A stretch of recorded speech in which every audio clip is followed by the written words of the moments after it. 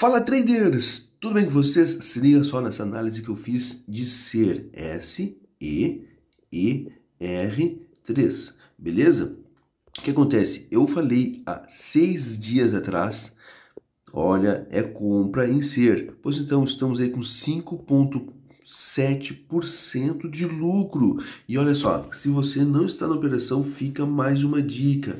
Olha o que a ação fez, ela subiu, fez este movimento aqui que é uma bandeira de alta, bandeira de alta. Se você não está na operação e quer entrar e pegar aí, quem sabe, um pouquinho dela andando, você pode entrar aqui neste rompimento desta máxima, ok? E colocar o seu stop nesta mínima aqui e o alvo se mantém, tá? Lá pelo menos eu coloquei aqui nos R$ 5,45, ok?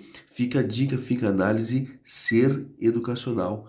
Uma ótima oportunidade para você colocar um pouquinho de lucro no bolso. Valeu, bons investimentos!